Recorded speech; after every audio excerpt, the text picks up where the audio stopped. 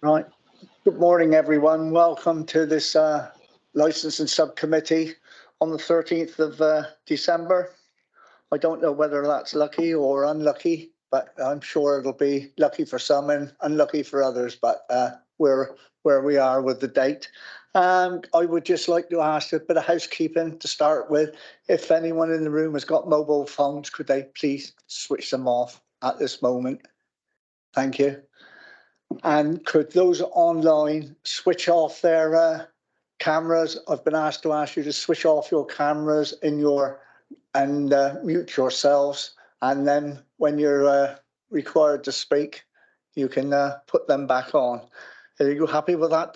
Those instructions, Debbie? That's lovely. Just from the procedure wise, I would just like to say that the procedure is slightly different from how it is listed possibly in some of the agendas, but that is at my discretion. But everyone will be given the opportunity to speak, and I think that everything will become apparent as we go through, and we will just I will follow my crib sheet, which I've got here in front of me, and I've got officers. I have the licensing officer on the right, the legal officer also on my right.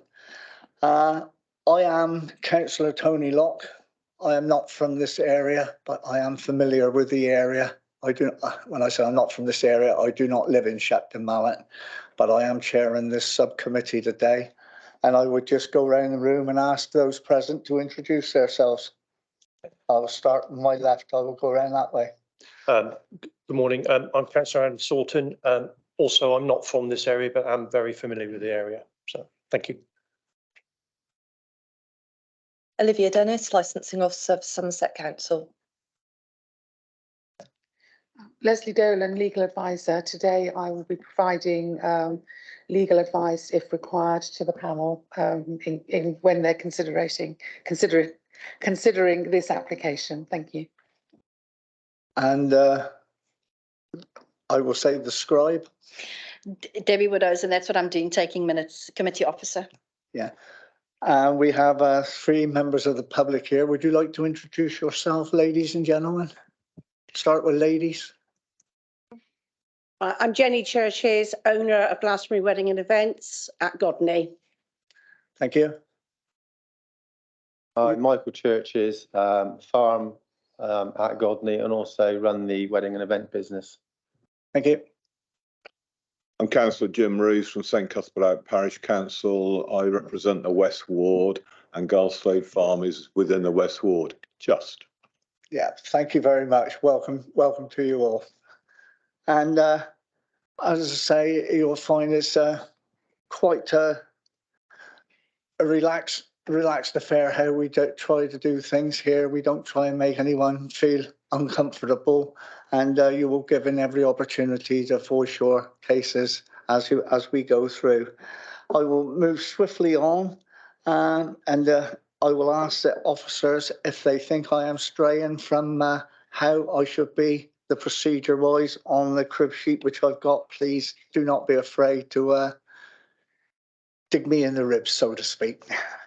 Right, we'll move swiftly on now. I will ask the licensing officer to present their report.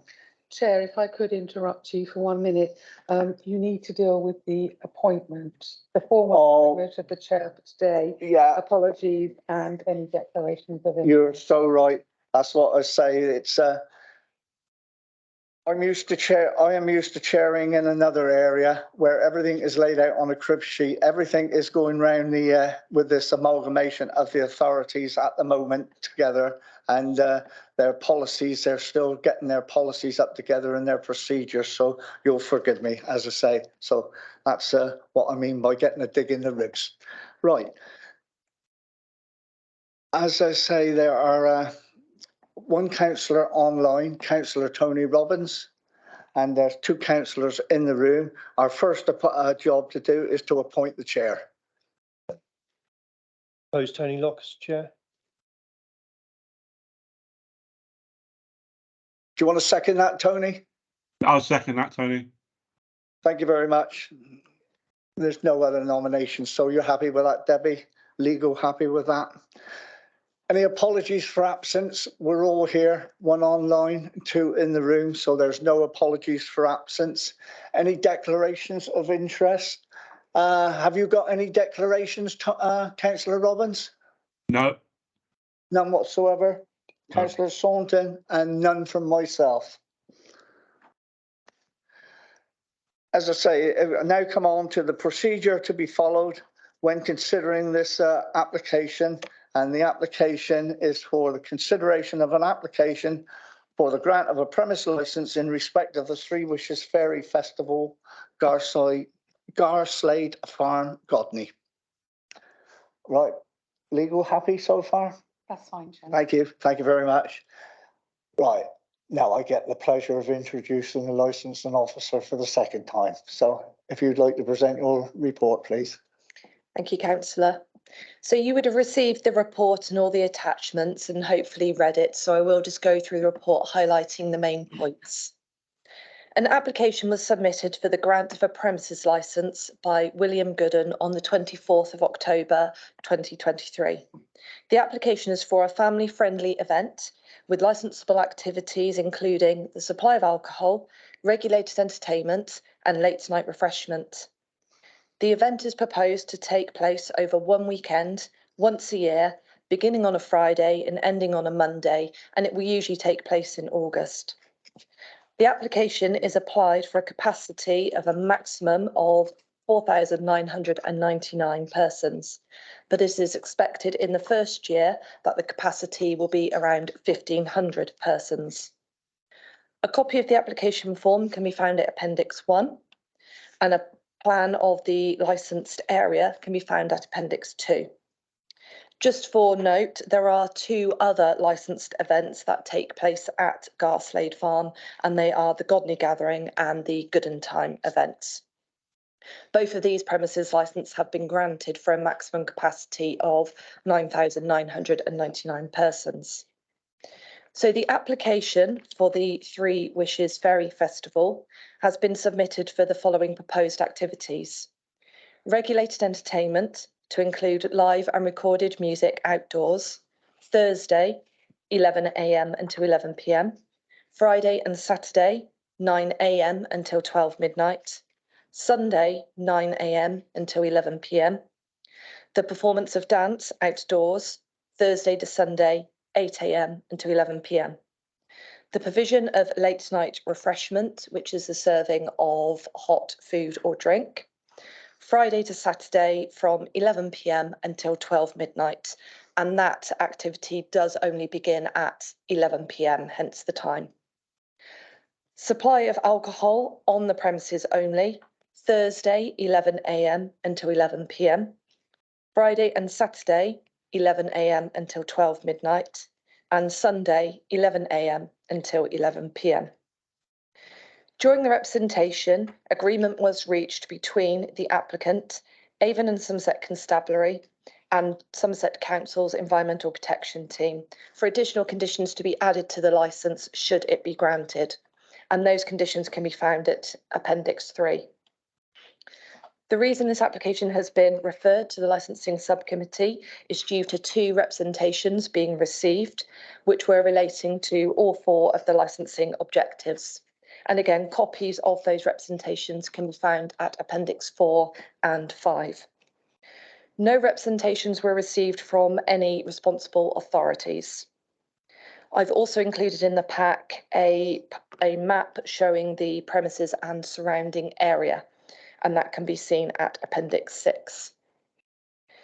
It's important to remember that should a licence be granted, that the Live Music Act 2013 and Legislative Reform Entertainment Licensing Order 2014 will come into force, which will allow live and recorded music to be deregulated between 8 AM and 11 PM on a premises that is authorised to sell alcohol, subject to a maximum audience of 500 persons.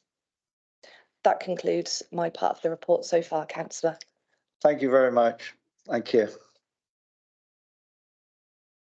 Right, we come on to the next section where all parties may ask questions of the licensing officer.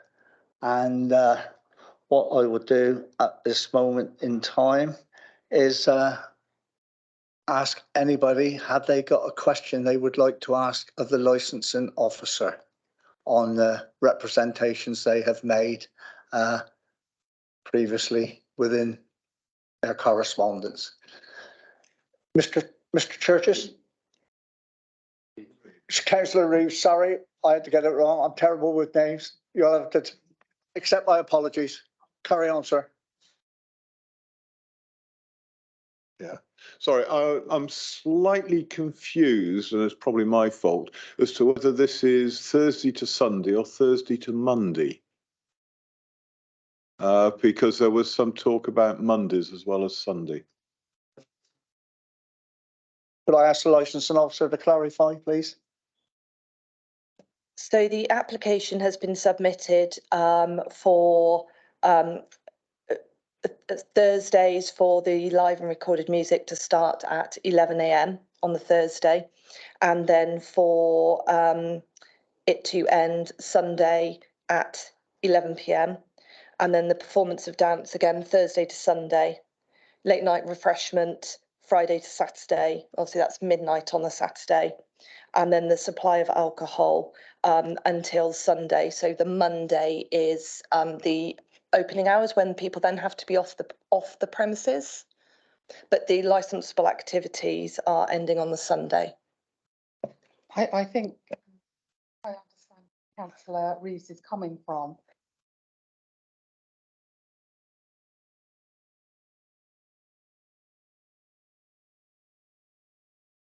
Sorry, the event is proposed to take place over one weekend, once a year, beginning on a Friday until Monday.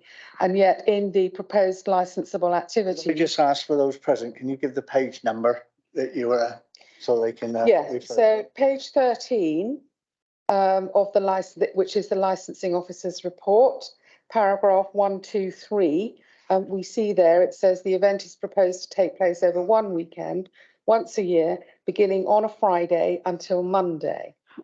And then at page 14, where we see the proposed licensable activities, we see live music and recorded music and performance of dance and supply of alcohol starting on a Thursday, when the event itself is not, we understand, due to start until the Friday. I think I picked up your query, Councillor?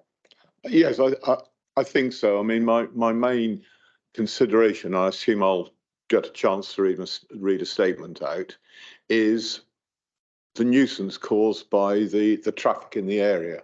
And I understand if the event is going to be finishing at midnight on Sunday and people are camping, I'm assuming that people are going to be coming in on the Thursday, coming in and out during the weekend, and probably going out on the Monday. So we've got Thursday, Friday, Saturday, Sunday, Monday. We've got potential 5 days of traffic chaos. Does it, that would be correct. Councillor, can I just come in there? So it was an error on my report. So they have got activities on the Thursday, and that's as well the opening hours of when the public can be on the premises. So that's Thursday, and then obviously they will still be on site on the Monday, but there won't be any licensable activities on the Monday. But that's just the people will be clearing off the site. And perhaps a question about the traffic could be asked of the applicant, who can explain how they're looking at getting people onto the site and off the site. At this moment in time, Councillor Reid, just like any questions you may have on the licensing officer's report, you will get the opportunity. I will give you the opportunity to speak later on if you've got any other queries regards the event. Anybody else? Mrs. Church, I've got that one right. Can I ask, has any of the councillors or anyone from licensing ever visited the site or the village of Godney where traffic, or Potion, where traffic will be coming in, exit and entrance and exit? Has any councillors or licensing visited the actual site? So I'm happy to answer that. So I am local. I think that's known. So yes, I know Godney very well. I've been to the area many times. I lived in this area my whole life. Have you actually been onto the site and seen all the fields that are proposed for all the festivals? Yes, I have. Your question, Sam? Mr. Church? Yeah, one, obviously, when the legal officer gave us the information regarding the application, which now will be 4 days, with the other 3 or the other 2 festivals currently granted permission and taking place, as can be seen on any sort of social media, from the day they actually start the setup, which I believe was 11 days prior to the event taking place in July, and then the actual 4 days itself and the clearing. And then if this licence is also granted, that'll be 4 days. Now, obviously, that 4 days is while it takes place. There will be a setup before and a clear up afterwards. And then the other one that's already granted for 5,000 people in September, which would be again the 4 days. So before and after. I think that it will be well over 28 days. So would this not require planning permission before a premises licence can be granted? I will refer you to the licensing officer, and I will say that the events before or after are not for the consideration, but the points which you raised, she will answer for you. Thank you, Councillor. So we are here to consider this application, and under the Licensing Act, planning legislation is totally separate. So if there was a need for that, that would have to be an issue that would have to be taken up with the planning department. It is separate legislation. Under the Licensing Act, you can issue a premises licence without there being planning permission in force, like you could issue planning permission without there being a licence in force, and then it would be up to each department to carry out compliance and enforcement if required. But we are here to look at the licensing of this event. Thank you very much. Even if it's on the same premises, the same location, the same postcode, regardless. So That would be an issue for planning to look at. Planning do receive a copy of all applications for licenses, and it's separate legislation, so they would have to step in and deal with that separately. It's not a matter that we could take into consideration at this hearing. Okay, sir. Right, you finished for the moment. Right, Councillor Robbins, have you got any questions of the licensing officer at this moment? No, I haven't, Tony. Thank you. But just from the question earlier, from I can't remember the lady's name, but I know the area very well. I visited the Godney site a lot. I'm local to. I consider myself local to it, so I'm very familiar with the surroundings. Very familiar with the events that already happen there. Thank you very much. Thank you very much, Tony. Councillor Saunton, have you got any questions? Not at this moment, Chair. No, I've got no questions either at this moment. Anything from the other 2 officers present, legal? You happy at the moment? Just to make it absolutely clear, from the application at page 32 of your papers, we see there that the applicant has stated that the hours the premises are to be open to the public are commencing on the Monday and finishing on a Sunday.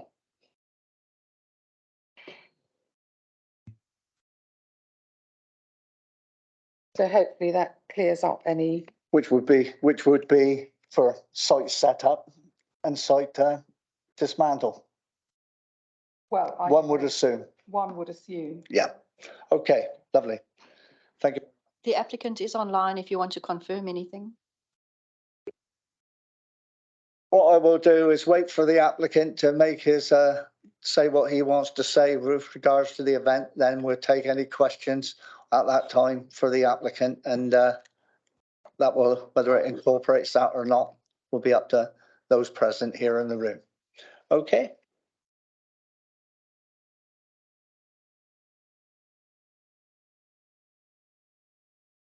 As it turns out, with this new running order, which I have sort of in front of me, it is, as there are no further questions from members present, that's the three of us to ask the licensing officer at this present time.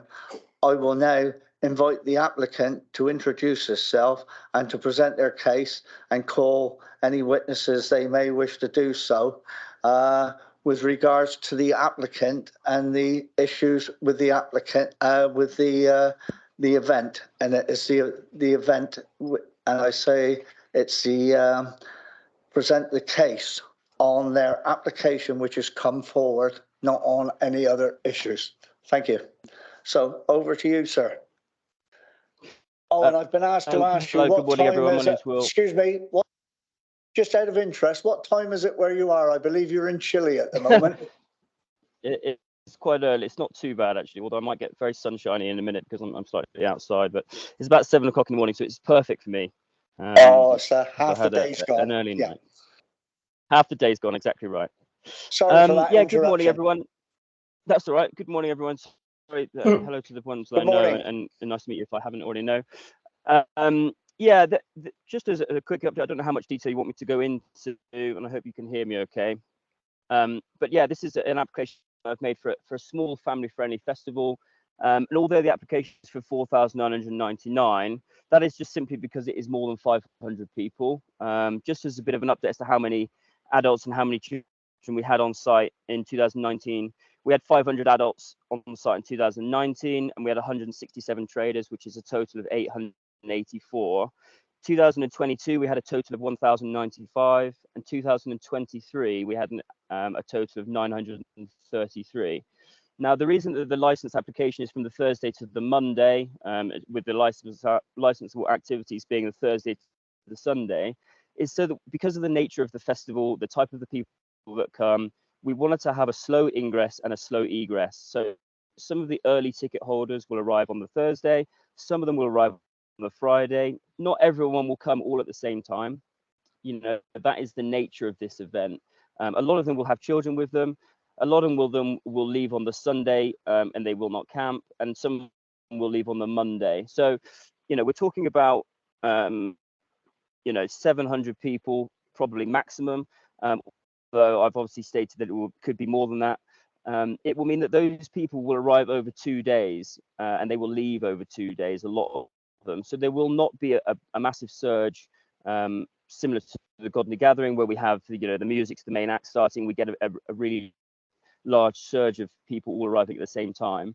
And to, you know, other big music events where people kind of all leave at the same time when the main acts finish. And this is really not that style of event. And you know, I think that it's a strong application, and I think that it will be an asset to the local community in terms of providing to the local Airbnbs, and you know, it's a Glastonbury style event. It's a fantastic opportunity for Glastonbury and for local people, and I think that it's going to be a really fun event for everyone involved. I think it's quite low impact in terms of the demographic of the people. If you'd like me to go into more detail about the application, I can do, or about the style event, I'm more than happy to. But obviously, it's on the application. You're more than welcome to look at you've obviously all seen the website and that sort of thing.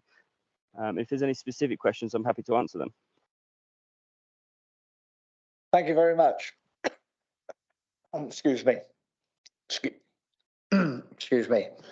Right, I will now come on to all parties present, and I will ask that they may ask questions of the applicant on what they have said at this moment in time.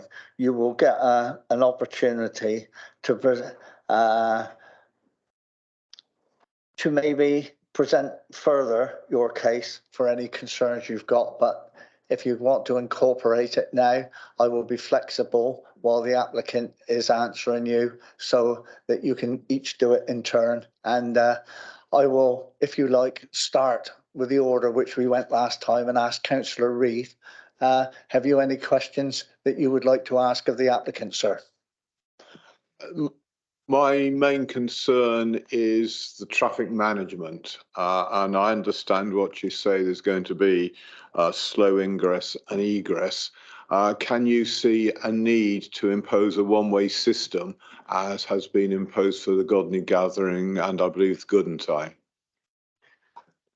Would you like to answer that, Mr. Golden?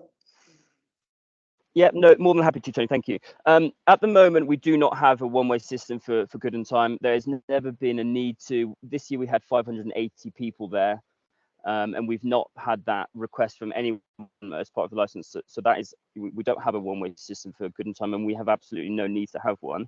We certainly would, you know, at the moment, we've not been told or advised by anyone. I've taken advice from both the police, the traffic management, councillor, also from a private traffic management person to get a one-way system.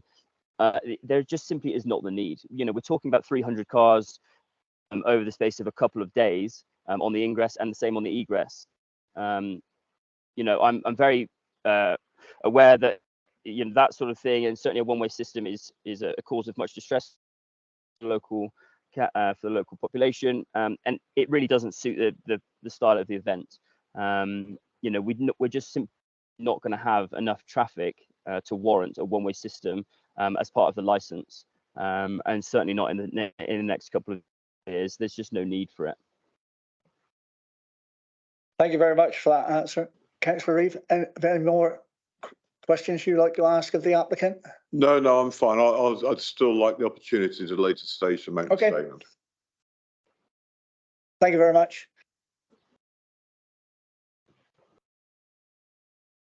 Yes, one of the questions I would like to ask is obviously whether open-ended application with there's no date being specifically told. I did go on the Three Fairies website and I see that it's been, I would probably say in the words of predetermined, because they're already advertising it with tickets on sale for the 15th, 16th, 17th of August, which is fine as regards to knowing the date is quite essential for us in our position, because obviously with the wedding venue where people have booked weddings, to pounce upon those couple all of a sudden that they have a festival on the same postcode in the same village is quite annoying for those couple. So with an open-ended festival that can be held anytime, which I think Olivia said that there was no real specific time put on that application, and once it's granted, obviously I believe it is granted in perpetuity each year, this could bear some relevance as affecting our business with weddings already booked for 2024, 2025 and going forward. I will ask the applicant to answer first, then I will ask the, excuse me, the licensing officer to come back in on possibly the last part of your question.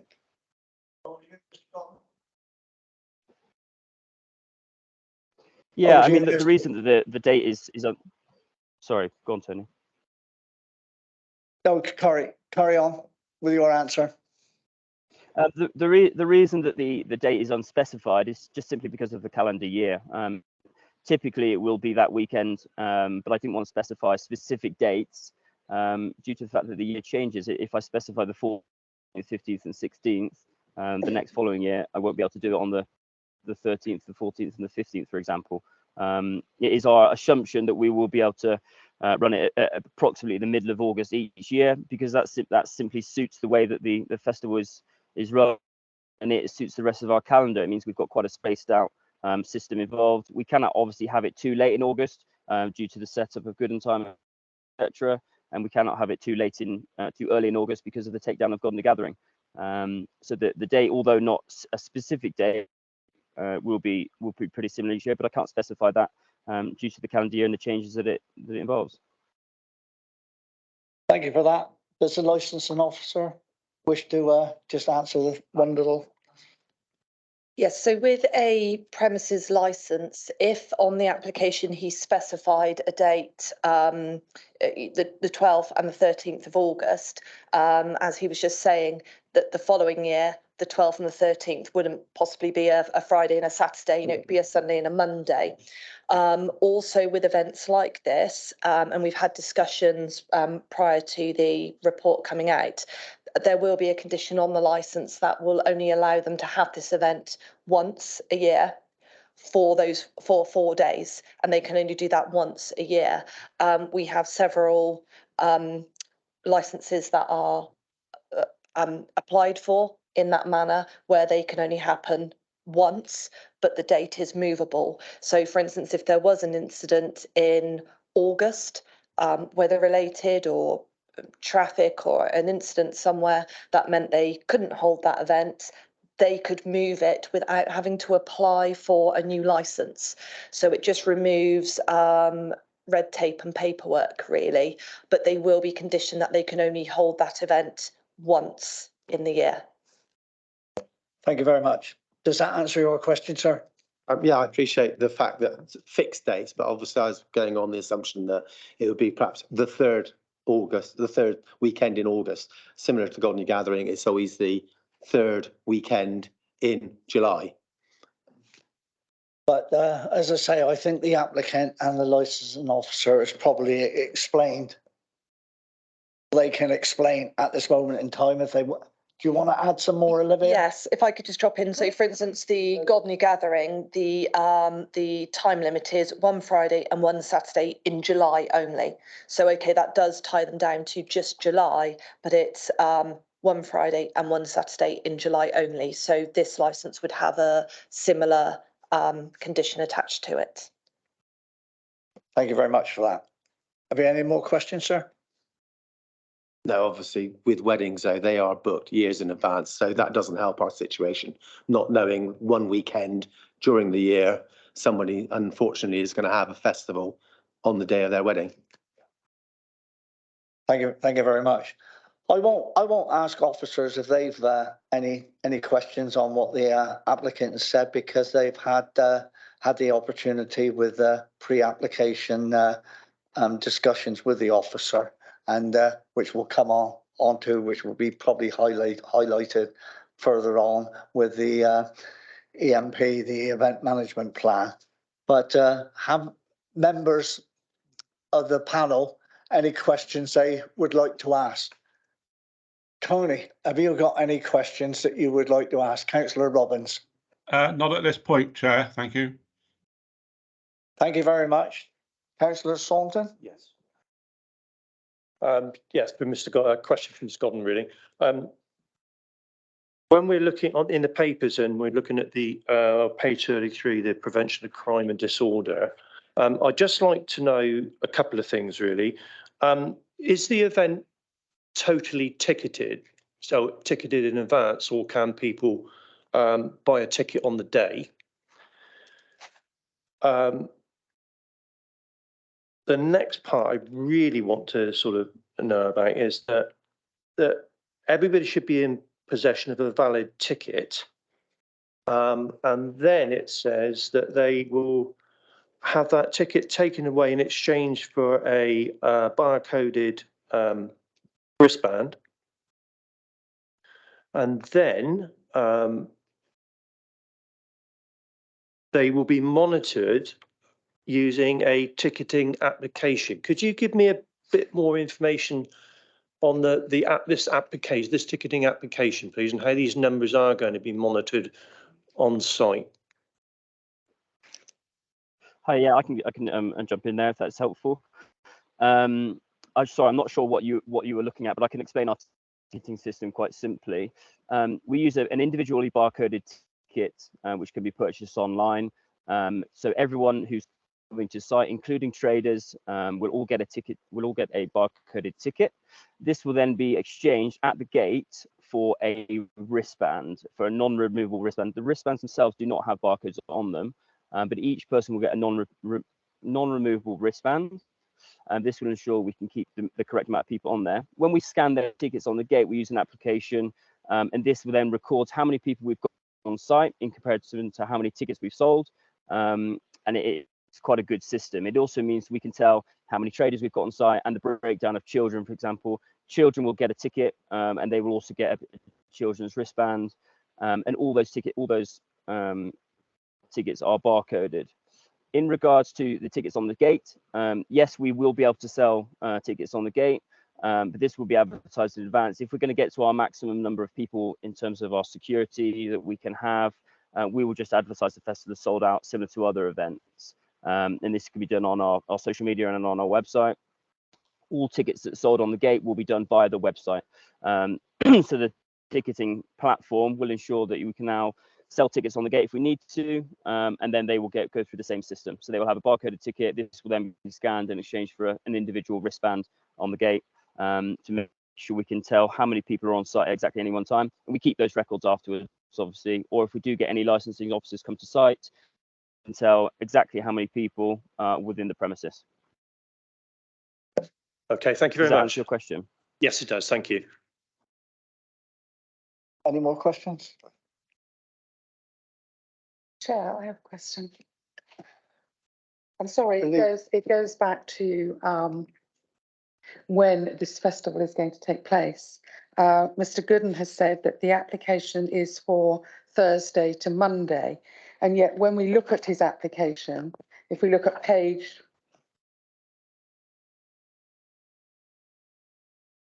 bear with me, yes. If you look at page 32 of your agenda papers, we see there the hours premises are open to the public. We see Thursday to Sunday, and I wonder whether Mr. Gooden can just clarify for the purpose of this panel when his festival is taking place and when members of the public will be present. Fire away, Hi, sir. yeah, no problem. Yeah, no problem. The site will be open to the public from the Thursday to the Monday, although we do expect, obviously, there's no licensable activities on the Monday. A lot of people, due to work commitments, etc., will leave on the Sunday.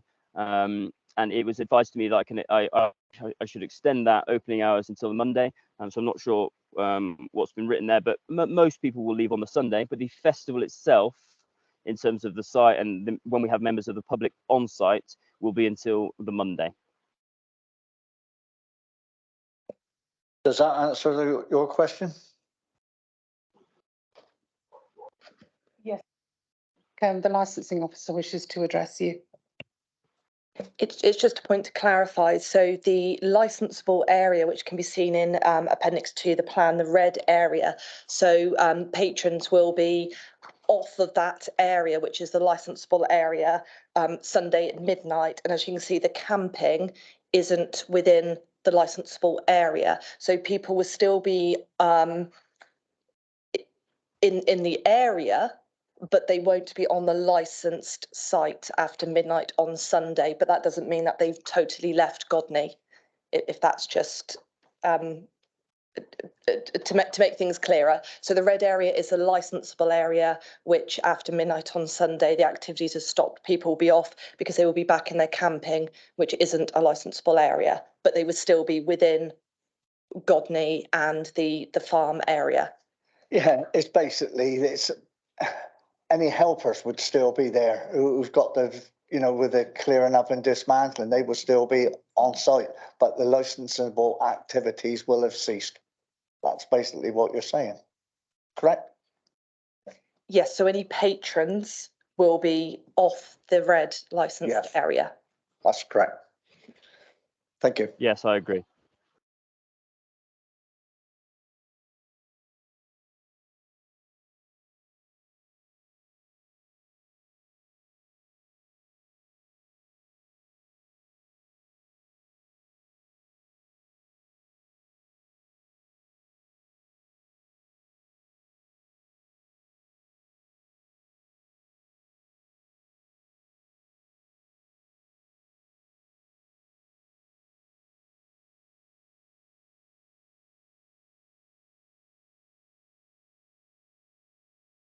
Sorry, I didn't put my microphone on. Councillor Reid. Right, thank you. St Cuthbert Parish Council has written a comprehensive letter with its comments about the licensing application for the Three Wishes Fairy Festival at Garslade Farm to be held sometime in August. And as has been pointed out, it's already being advertised for the 17th to the 18th of August. That's what I picked up on the net last night. It seems to have gone slightly beyond that.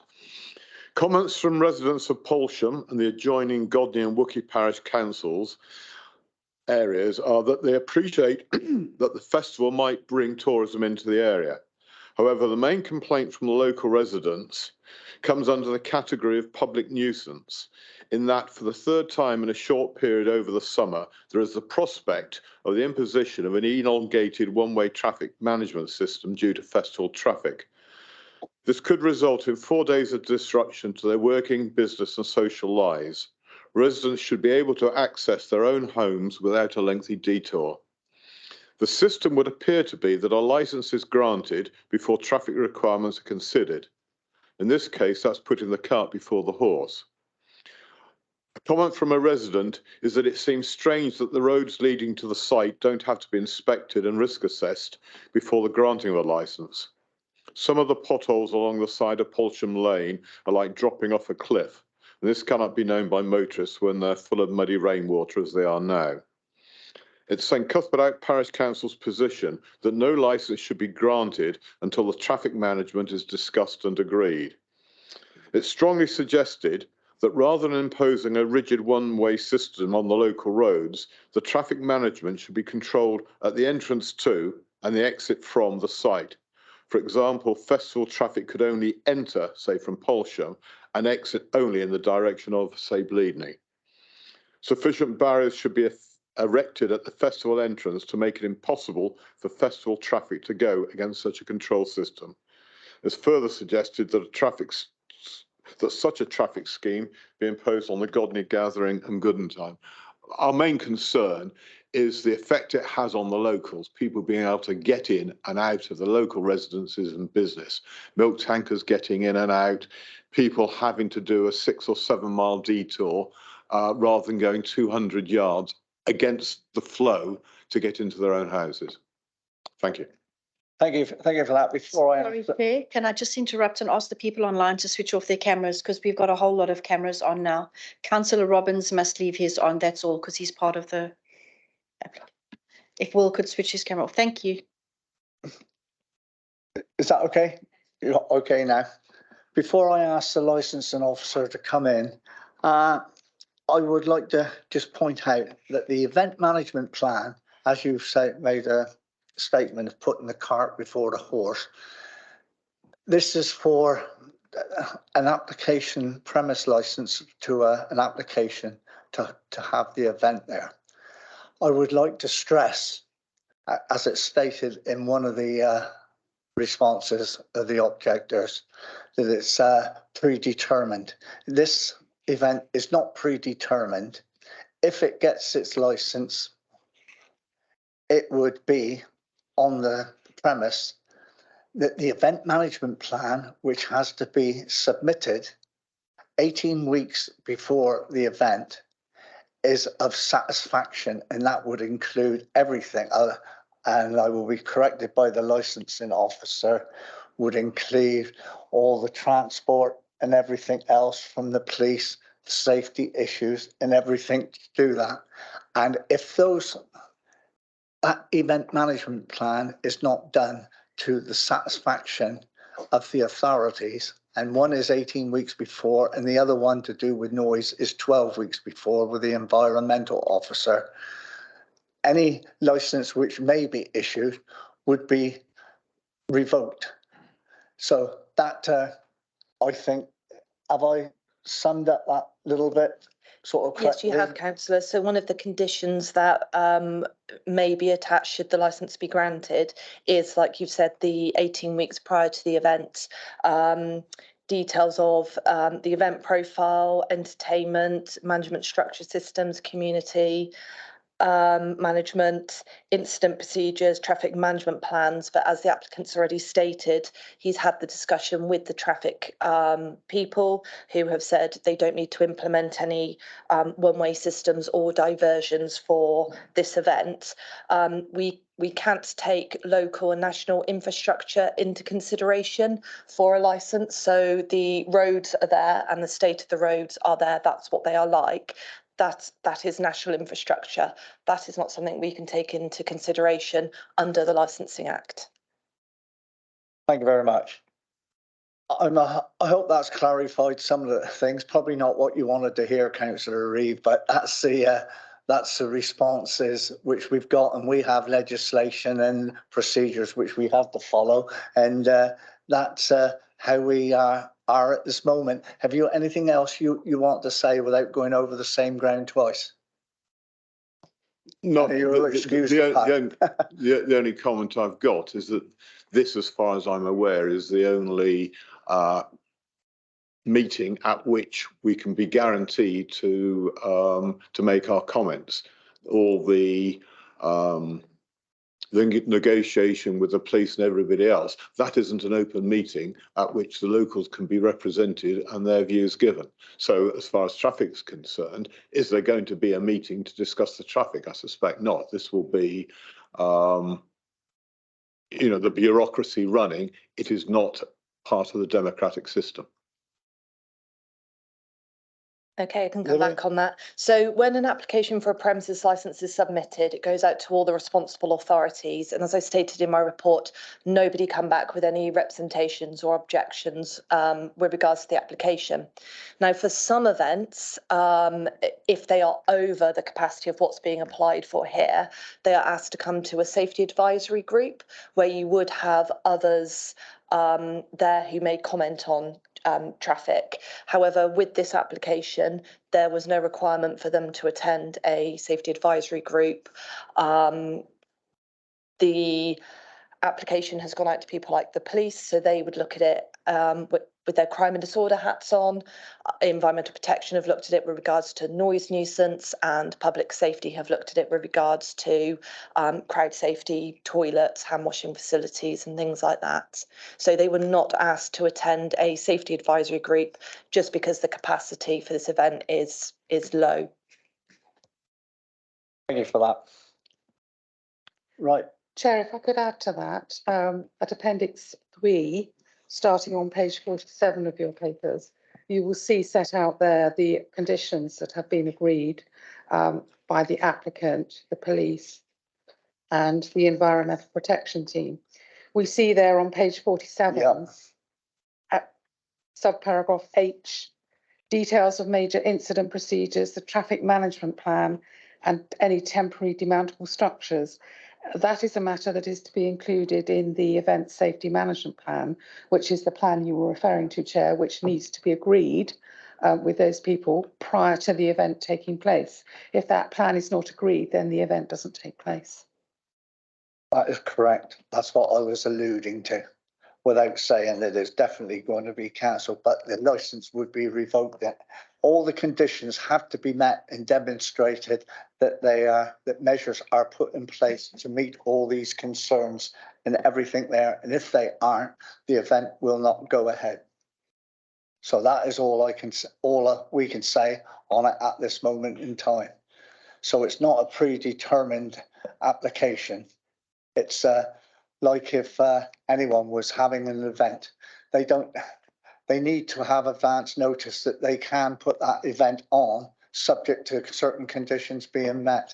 I mean, I've put on many events over the years to do with my banding, brass banding days and what have you. And you start organising events 12 months in advance. It can't be done at the last minute. So that's where the event management plan and the timescales come in, as the legal and the licensing officer have said. So I don't think we can say any more with regard to that side of it. I would just like to move on to the other, if you've finished, Mr. Reeve, to Mr. and Mrs. Church there, if they've got anything they would like to just Yeah, thank you. present Thank you, for Councillor. consideration at this moment. Yeah, it's regarding I did put in representation. Basically, the four objectives and that which are for the licensing committee to consider. I find some discrepancies there which I'd like to highlight. First of all, the prevention of crime and disorder. It's advertised as a family festival, but despite the application requesting late night sale of alcohol, loud music, along with smoke and vapour effects, I found this not really ideal for minors. Also, the fact that there's no contingency plans whatsoever for wet weather on the site. It's only a field which slopes upwards, so for any cars leaving the site, there is no hard roadways, no emergency exits, no emergency roadways, and the access for all the people attending that event is through a 14-foot gate. I feel this is totally inadequate, and it does actually could lead to public safety being questioned. The entrance can be shown on the actual map that we were submitted in the application, and you can see there is only one access there. At the end of the day, it is a field. There is no water, electric, there's nothing. And I believe that I read through the Somerset Environmental Protection Team's statement in response to the application, and I felt as though they were emphasising more about the loud music and the speakers being faced in the right direction and a contact number of those people that were in charge of that. And I felt as though they didn't actually address the actual public nuisance as regards to sound. They probably addressed that, but as regards to the environmental impact on the field, the surrounding areas, the traffic of bringing everything in and everything out, when only just down the road you had large event venues such as the Bath and West that are crying out for those festivals to be held, because they have all the infrastructure in place, they have all the toilets, they have all the facilities, they have the electric, they have everything else there. And I feel it's for a small hamlet to have this application, even though it's 5,000 people, and Mr. Gooding did explain that there was nowhere near that number of people to be there. I felt that in the event of tickets available on the door, they're going to sell as many as they can possible to make it viable. Again, the prevention of harm to children, you know, when it's said about amplified music, smoke and vapor effects, signage saying that there's possible damage to ears, I find this totally unacceptable, really, for small children attending a family event, which would really be more akin to daytime activities. So, like I said, last July, although it's been mentioned about the predetermined, it was actually on This Morning Britain that it was mentioned that the new Fairies Festival at the Tor Point Festival at Cornwall is going to have a new home in Glastonbury. So I'm not quite sure where that predetermined came from. It just seems as though it just seemed a little bit bizarre. From our own perspective, obviously we run a very busy wedding venue in the village. It has weddings booked well in advance, and sharing the same postcode as the applicant does have its consequences in the fact that couples that are booking weddings and booked the wedding and paid their deposits then want their deposit refunded because they don't wish to go ahead having a wedding in the village where there's a festival taking place. To have one in July for 10,000 people is bad enough, or was acceptable, and again in September also having another one, but to have a third one sometime in August, so you have one every month of our main months of the year being July, August, September, I think is totally unacceptable, and it will affect our business. And that's why, like I said, with traffic, I know the traffic is out of the actual 4 points on the licensing, but I think it does, it ought to be really considered whether the site is appropriate for 3 festivals of this magnitude in a small village of 142 people. And Godney's not really represented as such, because it becomes, once you go the other side of the river, the actual application falls into St Cuthbert out. So as regards to Godney Parish Council, we were only consulted on the request that the parish clerk made a request that we were consulted. Other than that, we wouldn't know anything about it and we'd have no say. Thank you for that. As I say, you've listed down a load of things of why you don't think it should go ahead, and you know, that it will be taken into consideration when we do make our deliberations on it and the decision is made. As I said, I will not go over the points which you've raised again about the event management plan, of which a lot of the things which would have to be conditioned and satisfied and demonstrated in that management plan there, as I'm sure the licensing officer will agree with me on.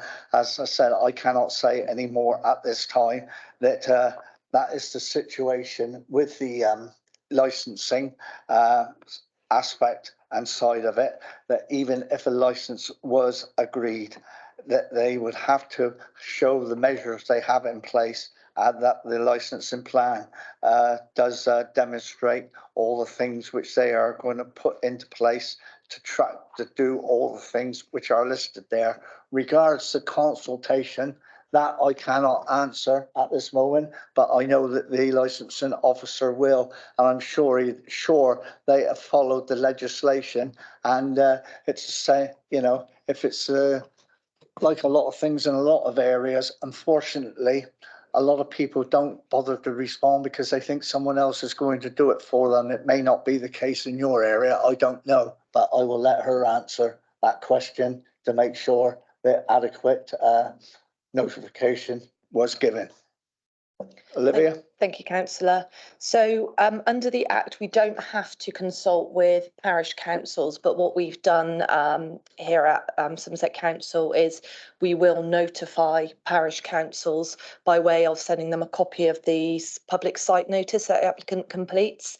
And where Godney has 2 parish councils that border, we do actually notify both of them, or 3 of them.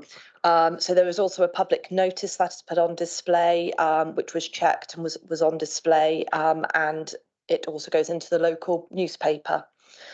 The application, like I've said before, goes to all the responsible authorities. One of them is social services. They actually responded on the 27th of October to say they have no objections. I know the applicant has worked closely with the fire service, environmental protection and the police. And obviously that's where we have Appendix 3 with the additional agreed conditions. And because they were agreed during the representation period, those authorities didn't have to make a representation because they were agreed and added into the application. So like I said before, none of the responsible authorities have made an objection to the application because they are satisfied with what the applicant has put and then any further work that they have done together with the applicants.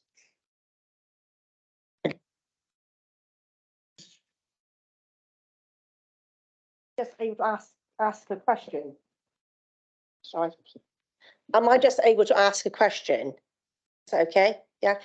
The question I would like to ask is if this license is granted, would it be an ongoing license or can it be reviewed every year or every 5 years in case of problems arising or something like that?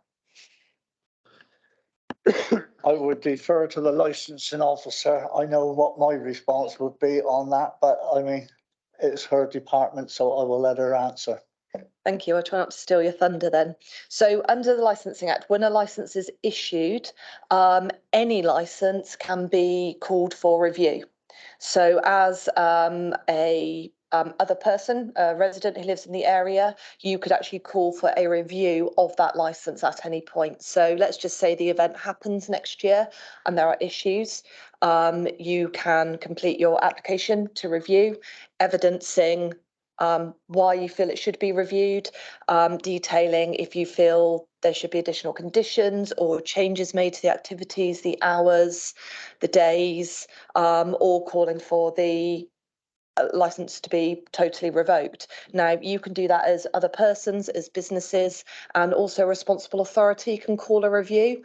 And again, that can happen at any point. So 2024, the event may be a success and everything works. 2025, there may be an issue, you could call for a review of that license. And that, like I've said, that is open to anybody at any time.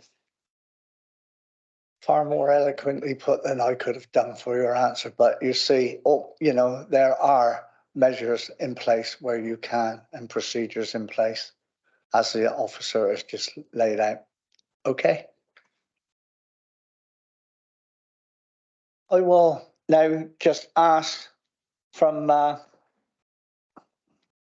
has any party in the room, councillors, got any questions, further questions they might want to ask of the people who have come forward and representing the other persons with objections for the event? Councillor Robbins? No, I'm good, thank you. Thank you. Councillor Saunton? No, I'm fine, thanks. Yep, and I'm fine. Thank you.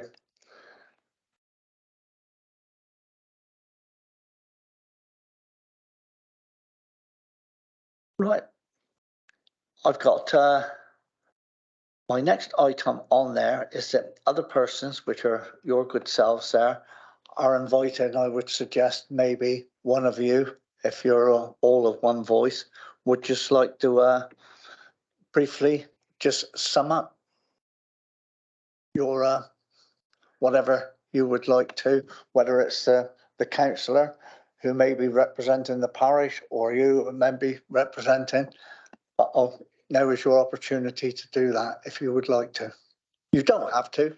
I don't want to put you on the spot, but because I think you've eloquently put a lot of your concerns and everything else forward.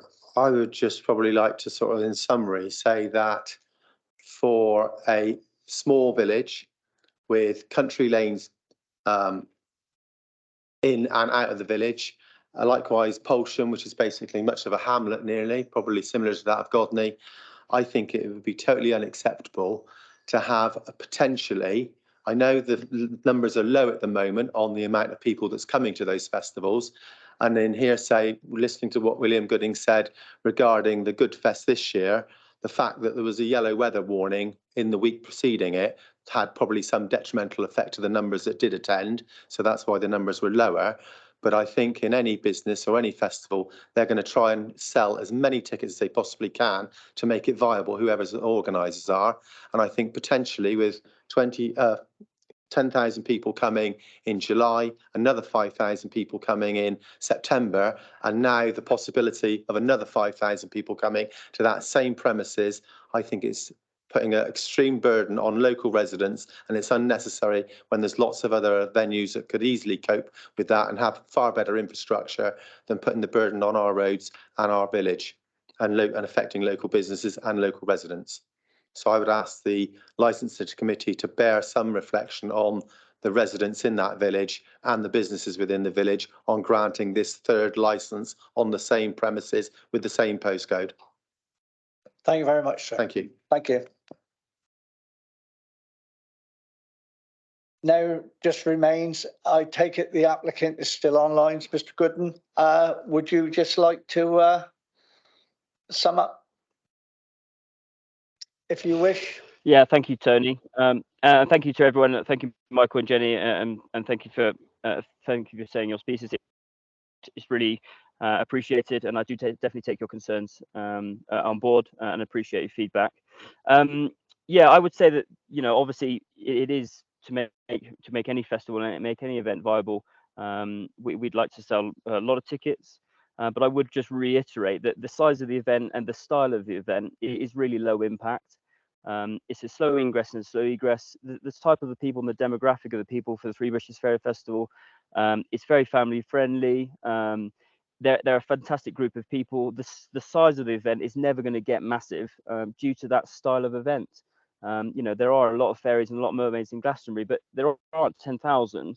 And you know, we although we wish to grow, and although I've applied for a 4,999 license, you know, our previous numbers are pretty indicative of what our numbers are going to be in the future. And as much as we'd love to sell 1,000 tickets on the door for this style of event, that just won't happen. You know, I run festivals all over the country and in Europe.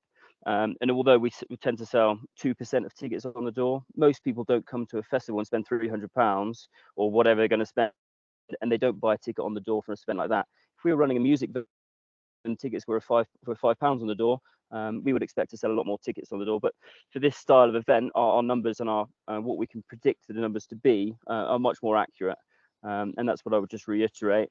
And whilst I appreciate the concerns about the roads and that sort of thing, the premises itself, although it has a main entrance for the public, it has actually got 3 gateways for the site, which I've itemized on the map. One of which is we use for the caravans, which is a 5-meter gateway, and then there's a meeting through the farmyard as an entrance through the farmyard, which is a 4-meter gateway. This will allow us to have emergency exits, which are identified on my map that I've included. So obviously the public will enter and exit through one gateway, which you're absolutely correct about, but the emergency services and the traders will be entered into the site from 3 different inputs, which from my point of view and from the I believe the consultancy I've had, will make the event much more safe. Yeah, and I would just close and just say thank you very much for your input, and thank you to the councillors, and I look forward to the decision. Thank you. Thank you very much. Just before I ask the licensing officer or inviter to briefly sum up, I would just like to say that the after the licensing officer summed up, I would request that everyone leave the room in order that the subcommittee may reach a decision, and you will all be invited back into the room to hear that decision. But whatever that decision is, a full written response will be sent out within so many working days to all concerned. So with anything further, I would just ask the licensing officer just to briefly sum up for us, please. Sorry, Olivia, before you do that, we will stay online for everyone to stay online while you're deliberating, but there won't be any sound. There'll be a slide up, so no one can leave. They can wait until we come back. Okay. Thank you. From Councillor Robbins, everybody else online needs to be removed because they cannot be party or hear the deliberations of the panel. Sorry, you're correct. I did forget that Councillor Robbins was online. Sorry, that's my mistake. We are going to have to ask everybody to leave then, and then we are going to have to come back online. The thing is, when do we tell them to come back? So we are going to have to let everybody know in writing then, because they're not going to know when to come back online. Not go in the waiting room. And I mean, this is a problem with doing things where, as I said, I've always had concerns about doing things half and half. And it's, you know. We can go back to the pre-meet link with Tony Robbins. We can do that and leave this meeting live. Well, whatever needs to be done. Councillor Robbins needs to be part of that debate to formulate the decision. And that is what we've always done, formally said what we're going to, well, I have done in the past, is announce what our decision is, and a full written response will follow. So whatever you need to do, can you do it so that Tony Robbins is available to listen to and participate in our summing up? All right. You've obviously got a little bit of time to do it because the licensing officer is just going to sum up briefly. Yeah. I would think, Debbie, your suggestion that for the deliberations, we return to the free link. So that will mean that only Councillor Robbins can join. Right. And you leave this public link open. Correct. So I will leave this public link open, and then Councillor Robbins, if you would leave the meeting and then go back to the pre-meet link, we'll join you on that one. Okay, I'll do that now. Okay. Thank you, Tony. Go ahead, Olivia. Sorry about that. Thank you, Chair.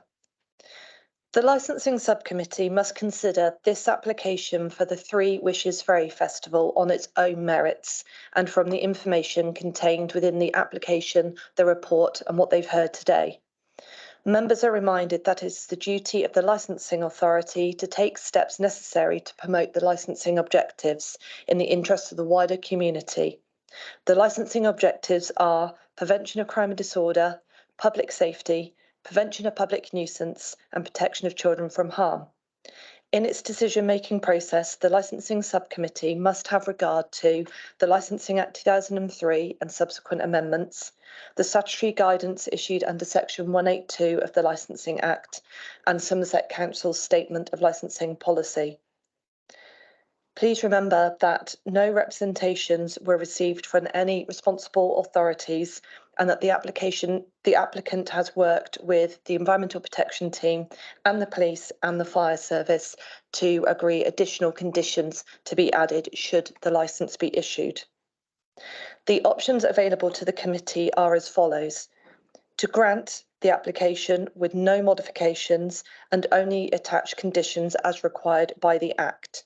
These shall include mandatory conditions and conditions consistent with the operating schedule.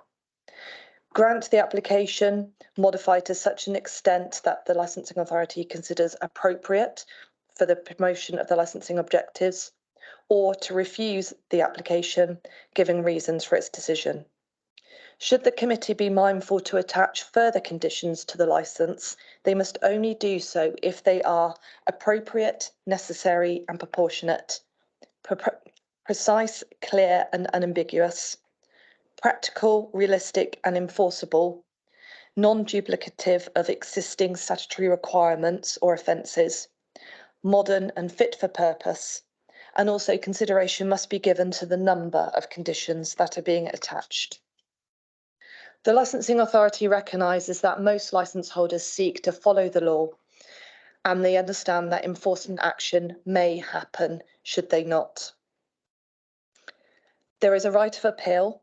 All relevant parties can appeal the decision made by the licensing authority, and they must do this by contacting the Magistrates Court in connection with this matter within 21 days of being notified of the decision in writing. And that concludes my report. Thank you very much. Right. All that remains for me to do is just ask for those to just temporarily leave the room, and you will be invited back in once a decision has been reached by the subcommittee. But thank you very much for your attendance and putting your views across. Thank you. That would be. Thank you very much indeed, Councillor Reid. Thank you.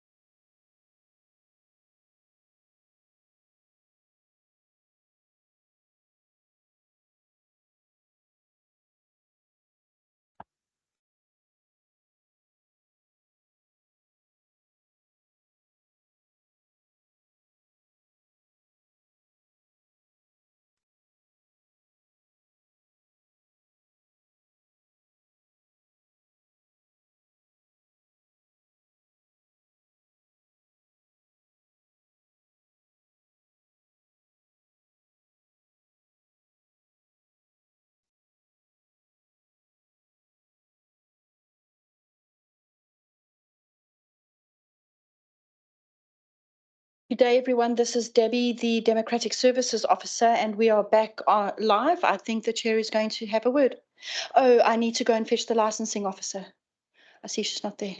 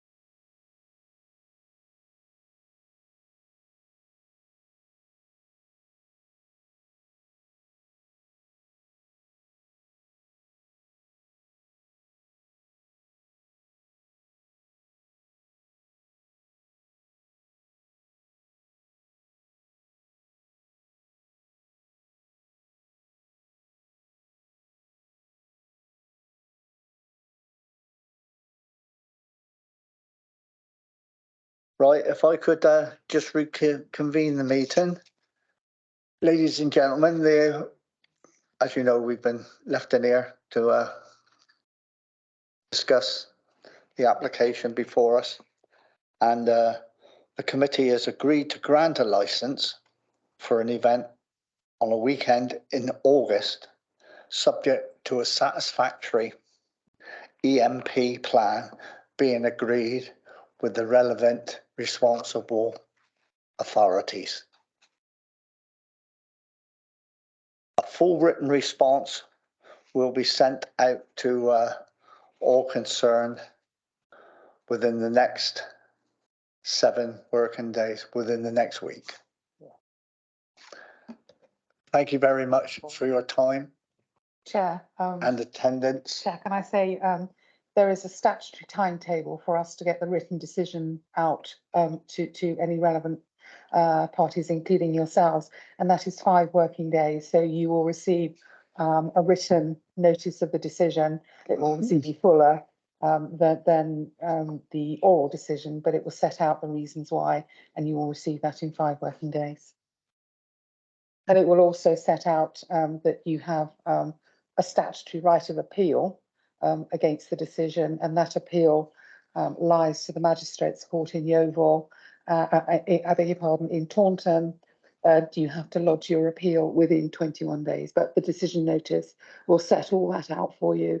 It would also set out the position on the review that Mrs. Church has asked about. It will all be set out there for you. Thank you. Okay, thank you for that. I tried to make it brief for you. Because I'd said previously during the meeting that a full response will be sent out to all parties concerned, but there we are. All I like today is just say thank you for your attendance and given the time, and please monitor the event. And take the licensing officer up on her advice if needs be. Thank you very much indeed. Thank you very much. Just one question, what's EMP?